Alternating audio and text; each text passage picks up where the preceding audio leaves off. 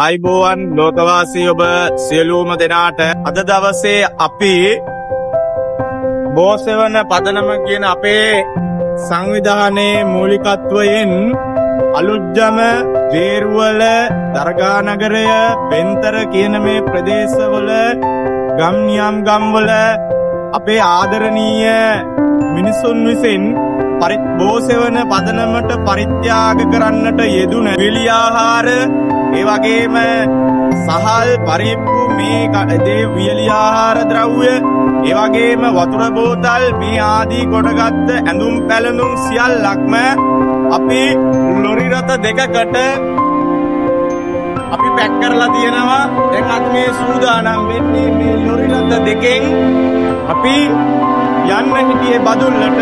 නමුත් අපි අද යන්නේ කුරුණෑගලට. ඒකට හේතුව තමයි කුරුණෑගලට වැඩි අවධානයක් යොමු නැති නිසා, ඒ වගේම කුරුණෑගල ගම්මානයක් පිටින් යට වෙලා අසරණ වුණු මිනිස්සුන්ට තමයි අපි මේ සියලු ද්‍රව්‍යයන් ටික පරිත්‍යාග කරන්න යන්නේ.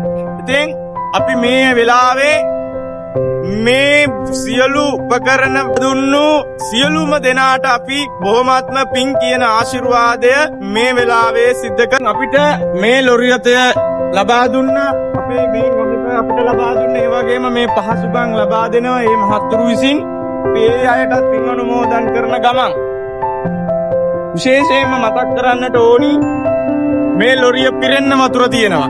ඒ වගේම තමයි මේ ලොරිය පිරෙන්න වියලි ආහාර ද්‍රව්‍ය තියෙනවා. සෑම දෙයක්ම සමීප ආරක්ෂක ද්‍රව්‍ය, ඒ වගේම සහල්, ඒ වගේම පැදුර ඔස්සේ ඉඳලා මේ ලොරිය පිරෙන්න අපේ අලුත්ජම බේරුවල දරගානගරේ ජනතාව බොහොමත්ම සද්ධාසිතින් යුතුව මේ සියල්ලක්ම අපිට පරිත්‍යාග කරලා තියෙනවා.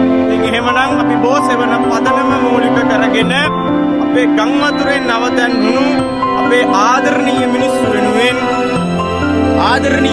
වෙනුවෙන් මේ වියලි ආහාර ද්‍රව්‍ය අපි පරිත්‍යාග කරන්නේ බොහොමත්ම කැමැත්තෙන්. අපේ තරුණ ප්‍රජාවට අපි විශේෂ ස්තුතියක් පුද කරනවා. මාත් සමග අපේ සංවිධානයත් සමග එකතු වෙලා මහන්සි නොබලා මේ උපකරණ මේ වියලි ආහාර මේ වතුර එකතු කරගන්න මිනිස්සු ළඟට ගිහිල්ලා අලුත්ජම නගරයේ දවස් දෙකක් පුරාවටම අවුවේ වේලෙමින් මේ අපේ අසරණ වුණු මිනිස්සුන්ට මේ සත්කාරය කරන්නට මා සමග එකට හෙටගත්තට මට ශක්තියක් වුණාට මං විශේෂයෙන්ම අලුත්ජම වෙළඳ ව්‍යාපාරික ප්‍රජාවට, ඒ වගේම සංචාරක ව්‍යාපාරයේ නියුණු සියලුම තරුණ ප්‍රජාවට, ඒ වගේම වැඩිහිටි බාල මහලු මේ සියලු දෙනාටම බොහොමත්ම පින් කියන ආශිර්වාදය මේ වෙලාවේ සිද්ධ කරනවා. එහෙමනම් අද 5 වෙනිදා දෙසැම්බර් මාසේ 5 වෙනිදා අපි 9ට මේ අපේ බෝසෙවන මධ්‍යස්ථානයේ ඉඳලා අපි කුරුණෑගල පන්නල ප්‍රදේශයට යන්නයි මේ සූදානම.